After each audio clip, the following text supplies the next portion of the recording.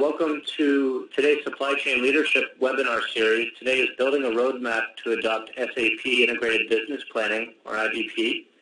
My name is Dan Lutner. I'm a Business Development Manager here at Spinnaker, and I'm happy for all of you that have joined us today. Thank you for taking time out.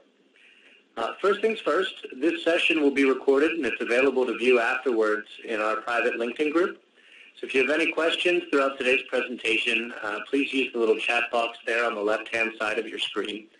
And also, if the PowerPoint looks small to you, you can make it full screen by clicking on the drop-down arrow right above the title of the presentation in the upper left-hand corner of the presentation box.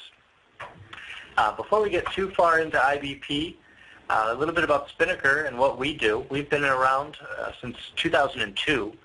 And Spinnaker is a boutique supply chain management consulting firm that specializes in both forward and reverse supply chain. We're a little bit unique in the marketplace in that we have both the capabilities of a traditional management consulting firm, but we've also got our roots set in technology implementation and systems integration. The team that's presenting today is from our SAP practice. That group is a preferred partner to SAP for the implementation and optimization of supply chain modules. Traditionally, the APO suite would have been where we specialized, and we're recently aligned with their cloud-based solutions, including the HANA solution and the topic of the day, which is IBP. Future webinars, so that you know, will be on other topics, including general planning and functional alignment. So keep an eye out for future invitations if you're interested in attending those. Your presenters today have about 45 years of combined experience in both consulting and industry. Sunil Sanghani leads the SAP consulting team. He's a specialist in supply chain transformation projects as well as system implementation. Fun fact, he did the first handful of IBP implementations to be deployed, so he's an authority on the issue. Jet Barrett is a senior manager with Spinnaker's practice. He's a functional consultant, and he specializes in the alignment of business requirements to IT projects, as well as the design, configuration, and implementation of APO and ECC functionality, which enables supply chain planning and execution.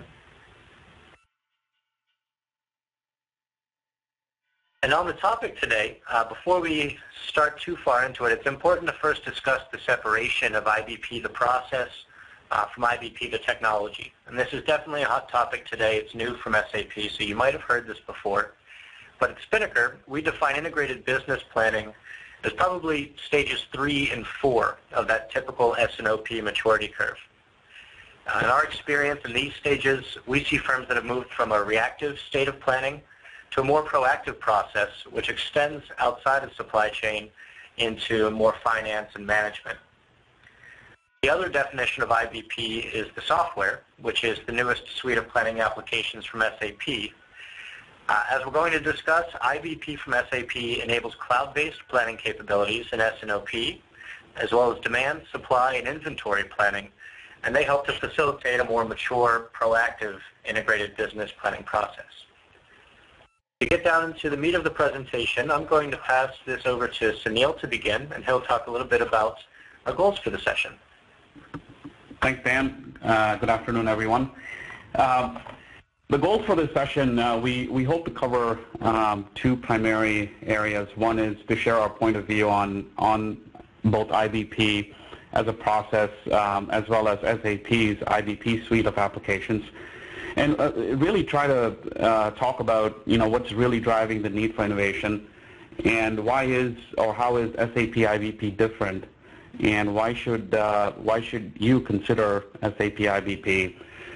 Jeff will actually talk about how you adopt SAP IBP, what goes into prioritizing some of the business challenges, and then how do you construct a roadmap that's driven by your business challenges, as well as considering your existing application landscape.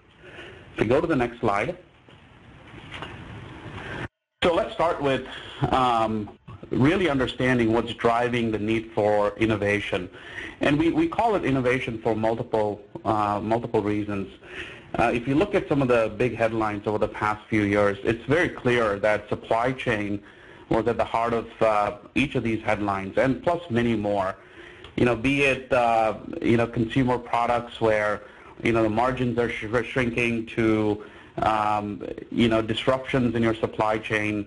Example, the ports shut down on the West Coast, where companies like McDonald's ended up flying French fries over to Japan, or even your massive recalls from GM in the automotive industry. I mean, it's very clear that in addition to achieving their existing targets and goals, planning for disruptions has become the norm, I guess, in the environment that we currently exist. So, companies clearly need to adopt improvement capabilities that not just help them achieve their objectives, but also plan for such uneventful disruptions. If you go to the next slide. So when we actually look at today's realities, right, and some of these have been around for a while, quite frankly. So, our customers are increasingly demanding. Specifically when you look at CPG or pharmaceutical industry, they expect the product to be at the right place at the right time. We have, in a global supply chain, the market conditions are extremely challenging. You're faced with global, regional, local competitions. And as your supply chain grows, so does the challenges with functional silos and effective collaboration, I should say lack of effective collaboration across those functions. So collaboration becomes a key component of an effective supply chain. And then also from a technology perspective, companies have invested millions in adopting SAP, both on the transactional side as well as on the planning side. But the reality is, in some of those companies, the planners still continue to use Excel. And what's interesting is that when companies go through such implementations, they compromise on the change management aspect of what it takes to make or leverage those investments that they make in applications such as SAP. So when you look at those realities and what's really required to significantly improve capabilities, one of the key things, or some of the key things that we're seeing today is the technology has evolved quite a bit. The collaboration, the bringing the functional silos, I guess, together to talk to each other and collaborate has become a key function, or almost a key requirement, in order to counter some of those realities, right? Also, when you look at your integrated business planning, right, a lot of companies had implemented S&OP processes which were very reactive as opposed to proactive. And today's technologies, including IBP, enables that culture to be more proactive than reactive. Balancing critical resources is very important as well. So looking at people, capacity, working capital, these are some of the core metrics that help you kind of measure where you are in terms of your performance. And then finally, in order to achieve some of those objectives, it's important to clearly identify what your internal capability goals are and how you're going to achieve them. If you go to the next slide. So this is Spinnaker's planning framework.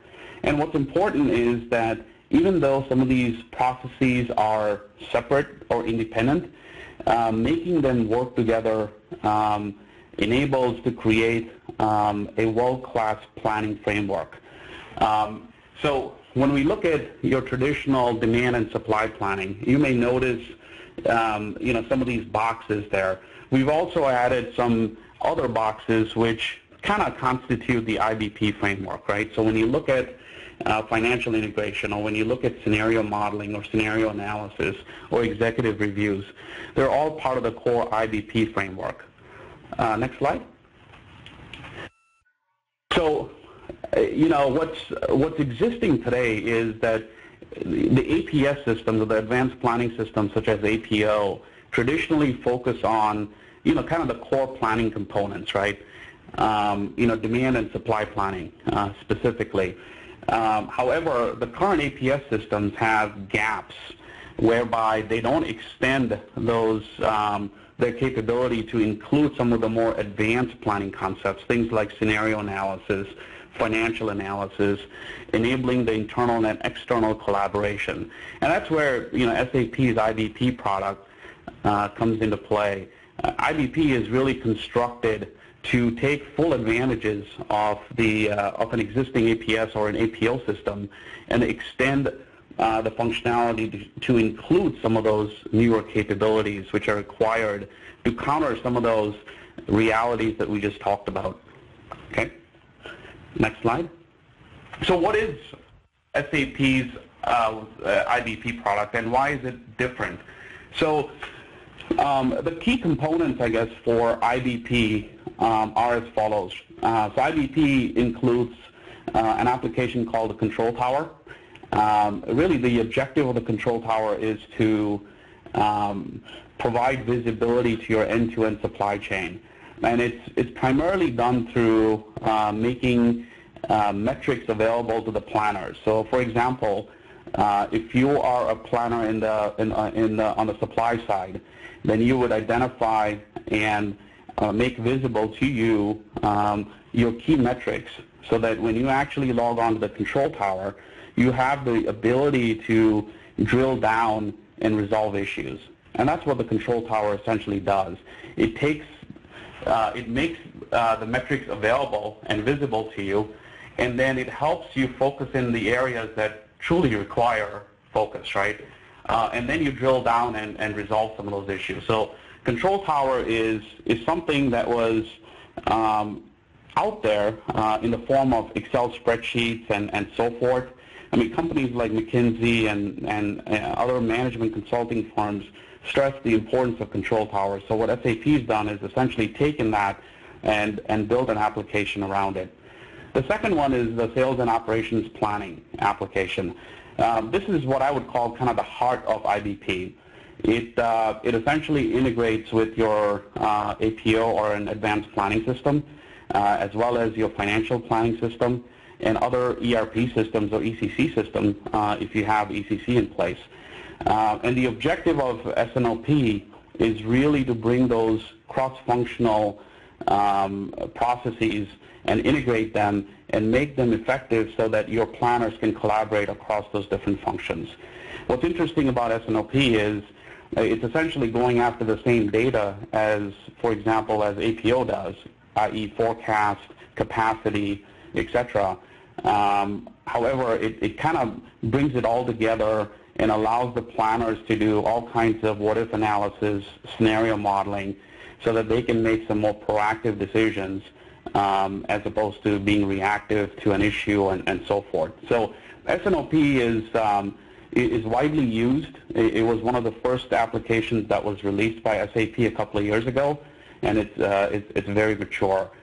Some of the other applications that SAP has recently released include demand, supply, and inventory. The functionality within each of these applications is starting to mature. Demand currently has demand sensing, but SAP plans to include your traditional forecasting functionality as part of demand over time. Supply has your traditional heuristics and optimization capabilities. And then inventory is primarily focused on inventory optimization across your supply chain. Interestingly, Response is an application that's not currently available. SAP is forecasting that this application will be ready for general availability sometime in Q4 of 2015. So what's different with this suite of applications? Well, a couple of things. One is it is based on the HANA platform. So I'm sure you all have heard of HANA. Faster, scalable platform, which SAP is clearly leveraging for all its future application products.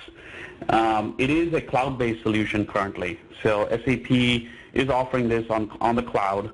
However, it intends to also provide clients with an on-premise solution later this year.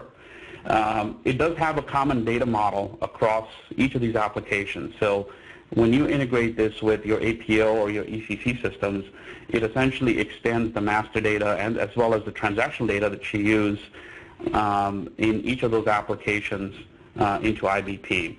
And then finally, it's fully integrated with both your planning as well as your execution systems. Okay? Next slide. So let's talk a little bit about S&OP. I mentioned earlier that S&OP is by far the most mature application, and quite frankly, it has been widely adopted by many companies. I know of at least a half a dozen CPG companies that have been through a pilot implementation of S&OP and currently are they've embarked on a roadmap whereby they're extending the core functionality to different functional areas. So the way the best way to look at this is, there's literally 3 entry points for you to consider in terms of how you can leverage the S&OP application. If your challenges are in the supply chain space, highlighted in blue, you can use this application to help facilitate your demand and or supply consensus process. The functionality within the S&OP solution allows the planners to do the scenario modeling, which I talked about earlier. It provides the social collaboration aspect. So if you truly have a global S&OP process or even a regional S&OP process, it allows your planners to collaborate within the solution itself. And then also it provides real-time analytics so that your planners can create multiple models, get consensus on a model, and then convert that plan into a more tactical execution plan. Supply chain by far is the most common entry point for some of these companies. Finance is another area by which companies tend to adopt the solution. So either you're using Hyperion or BPC for your financial planning function. This solution essentially takes your revenue plans and allows that integrated consensus process between finance and supply chain. So internally, you can agree on a single number. This is extremely useful in cases where your supply chain is extremely volatile. So for example, I know of a client in automotive where if you've ever worked in the automotive industry and you're working with the OEMs like Ford and GM, your demand volatility is extremely high. I mean, extremely volatile. In a single month, they may change, their plans from, 4 million cars to, 2.5 million. So if you're a tier 1 supplier and you've committed to buying all this capacity, you're setting aside a significant amount of working capital, and that's where a solution like this helps you understand the volatility associated on the supply chain side and how that impacts the financials. On the sales side, it's interesting because we worked with a couple of companies. One of them was they sell headphones and home theater equipment globally, a very well-known brand.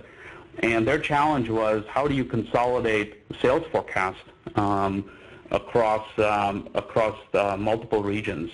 So they ended up using the solution to begin with to collect their sales forecast from their sales force, which initially, I believe the initial implementation had about 150 users or so. And then they leveraged the solution to drive the sales consensus process. So, again, you can start off in any one of these 3 areas, and most companies end up expanding into some of those other areas. Okay, next slide. So with that, I'm going to hand over to Jeff. Jeff will talk more about the maturity of each of these applications, and then how do you prioritize your business challenges so that you can build an effective roadmap. Jeff? All right, thanks, Sunil. Appreciate that. The slide you're looking at here really begins to lay out where are we at within the framework of the IBP solution. So what you're seeing here is our interpretation of where we feel each of these modules are in their ability to be delivered by SAP. And again, we want to remind you, that SAP fully admits today that they're not at 100% functionality with these modules. They continue to add and update the functionality in each of these modules. So as you look at this, don't think immediately that they're never going to do anything to make it better. We just wanted to give you our perspective on where we think each of the modules are today, and as we know, they're moving forward constantly to try and fulfill that. So to do this, we want to look back a little bit at the journey of where they've been. And when you think about where SAP was with this, they started by acquiring SmartOps back in 2012. And that really was their start to trying to be able to provide an S&OP solution in the space that was being filled by some of the other advanced planning systems. So that S&OP tool, as Sunil mentioned, is pretty strong already. And they've branded it now with the IBP piece of this to bring along all of the S&OP portions from SmartOps, along with some additional connectivity now into these other IBP applications. So as you can see, S&OP we've got up there at a pretty high confidence right now that's a great place to start your roadmap, and we'll talk about that in a little bit. A couple of the other places where we're pretty strong in feeling that the tool is ready to go is on the control tower space, as Sunil spoke. This is really that high-level overview. You can call it your dashboard, your cockpit, all those acronyms that are used to be able to have that one view of where you're at within the organization. And Control Tower really starts to do that by bringing together your inventory, your sales, your forecast, your finances, all into one view that you can look at and then drill from that top-down view in. The demand tool really is in its infancy in the IBP solution. The primary reason for that is most of the clients today that we've seen have APO installed already, so their APO solution for demand is pretty strong. The major difference that this demand solution adds is the ability really to have the demand sensing components that haven't been there before. And as you can see from its infancy here, it's also the most recent release of tools from the SAP suite, and the fact that it only came out this quarter to be worked. Another point on that is from the APO standpoint, SAP has announced in the SAP Insider conferences a couple weeks ago that they're going to continue support on APO through 2025. So most clients out there were scared that they had to immediately move to IBP, that they had to get moving on the front of getting off of APO and moving to IBP, and really SAP has kind of squelched some of that by saying they're going to continue to support the APO products through 2025. Now, that doesn't mean that we don't want to start on a roadmap to IBP with some of these other pieces. It's just that in that demand space, there may be a good reason and a logical place for that to be at the end of our roadmap of moving into IBP. You can see as well, inventory and supply are in pretty good shape as well from our aspect, and we believe that tool, both those tools are ready to go. And again, right, the whole thing is at the end of this, we really want to be able to extend our supply chain collaboration and our financial optimization by bringing all these tools together. So as we move on to the next slide, where do we feed this data from, and how can we get IBP really filled up, and so that we fill that gray box in there with the data that IBP needs to be able to execute. And that really can be filled from a couple of places. As you can see in this example, we've used SAP's APO. That doesn't mean that it has to be SAP's APO solution that you're coming from in order to be able to use IBP. You may be looking at some other advanced planning systems or have them already implemented in your organization. The IBP tool interfaces with those applications, so it's not a end-of-the-road solution that you have to go to APO to get to IBP. But as you can see, when we use the APO solution here, you can see that our demand planning piece, our component from APO and demand planning, is really going to fill that S&OP forecast and supply plan in the IBP tool. Our supply network planning components, again, are going to go into the supply components within IBP. Our PPDS could be part of our inventory components, as well as being part of optimizing our inventory levels and all those components that go into supply. And then finally, if we're using global ATP out of the APO suite, we could be bringing that data into Control Tower for our order visibility. But again, I want to remind you that it doesn't have to be APO. It can be other APS solutions out there, and bringing those together and deciding when and where to move forward is all part of that transition that you need to make, and building that roadmap of how do I get to IBP and how do I build this kind of picture for my organization. So as we move on to the next slide, there's really some things that we have to do to be ready to transition. There's a lot of key considerations, and that's where we like to step in and help you in prioritizing your challenges. What's really happening in your organization today? Is this being driven by IT saying we want to go to a cloud solution like IBP, or is this being driven by a business need, as Sunil mentioned earlier, where we want to get better visibility of our supply chain? We have to then assess where we're at within our process maturity. Do we have existing processes within the organization that we can continue to use, or do we need to look at the ability maybe to put processes in and adapt new processes to conform to the SAP IBP environment? So we need to look at all those things as we're building a roadmap. We want to look at our current technology. Are we at a point in time where it's ready to retire our current technology and we want to move to the cloud platform? Or is it a place where we're at, where our company has always said at the upper levels that we're going to keep everything within our environment and we don't want our data out on the cloud? So do we need to now look at what does that mean to be purchasing new IT hardware?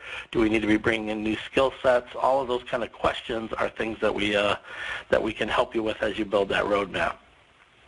Then another thing you have to do is consider where are your users at today and how good are they going to be at being able to accept this kind of change.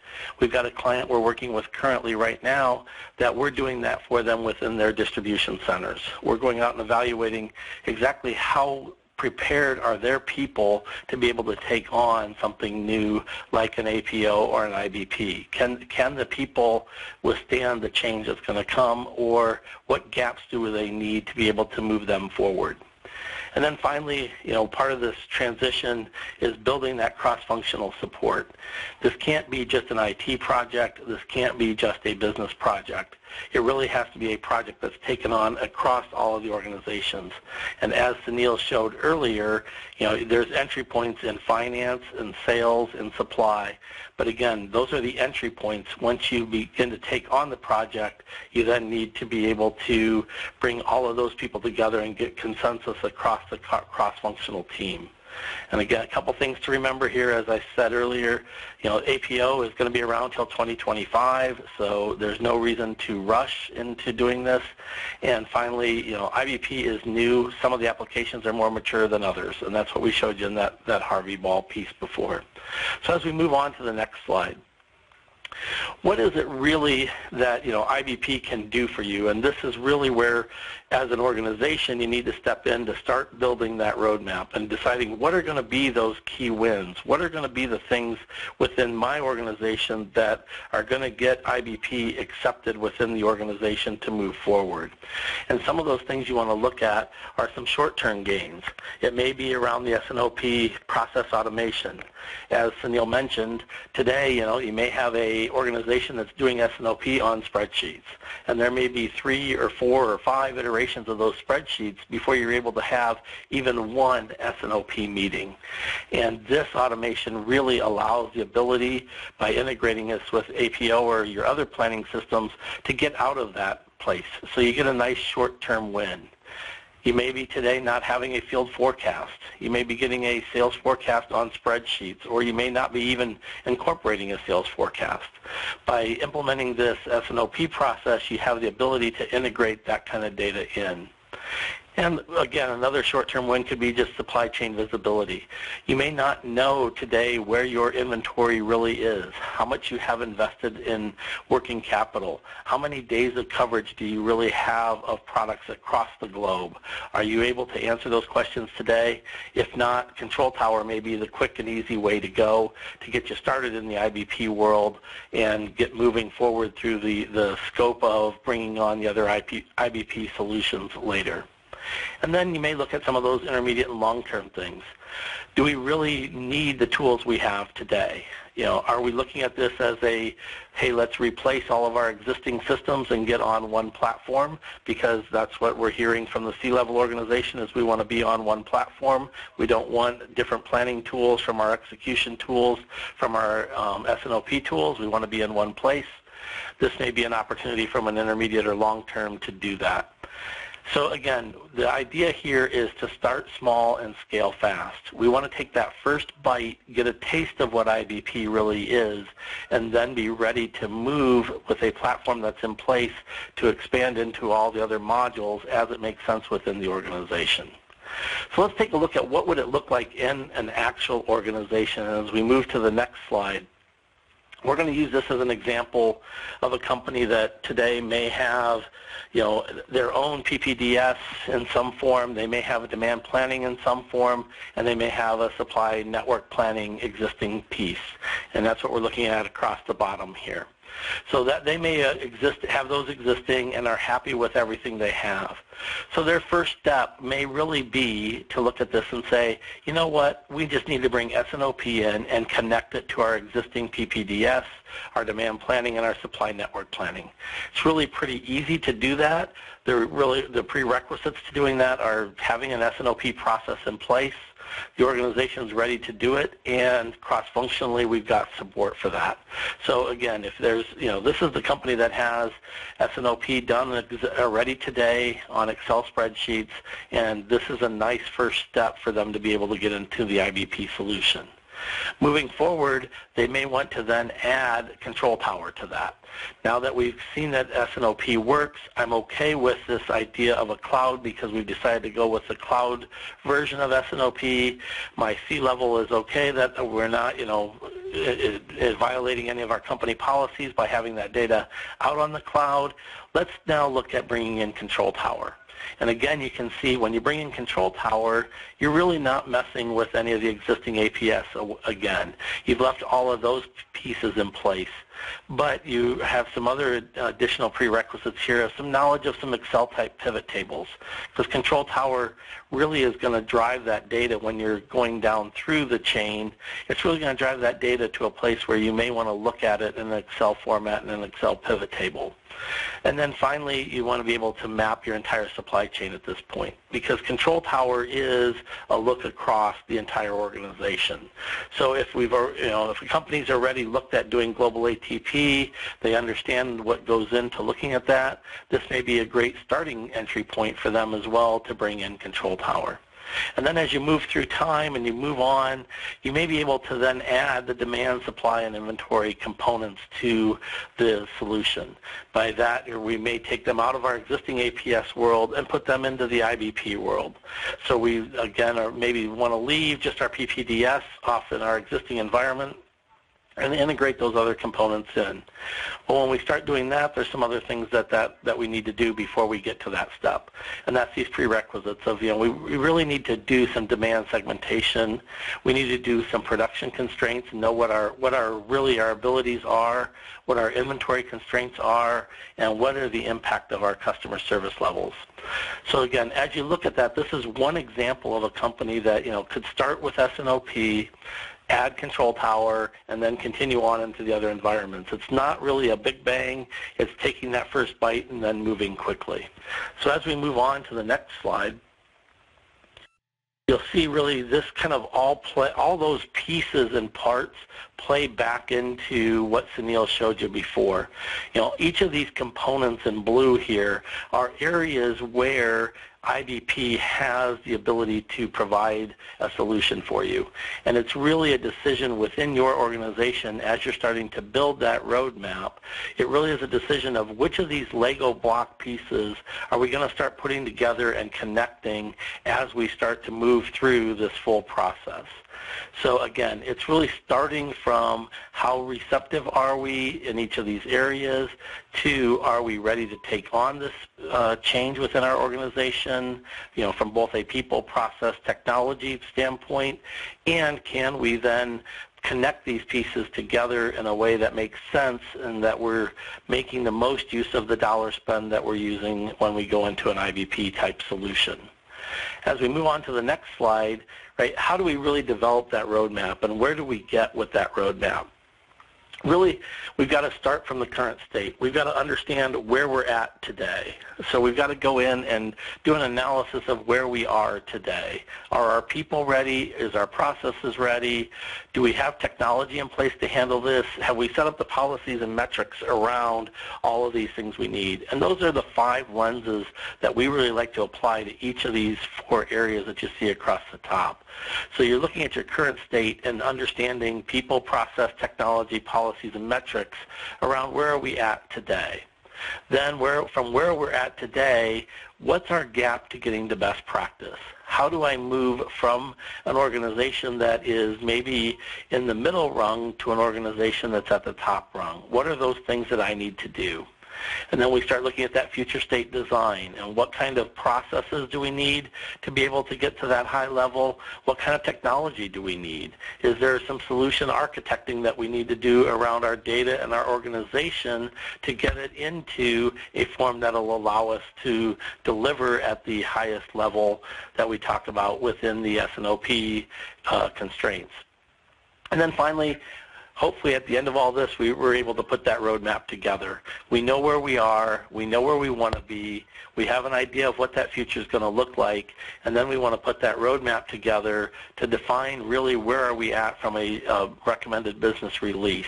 How are we going to do that? What are we going to move to put pieces in place so that we can get these key outputs?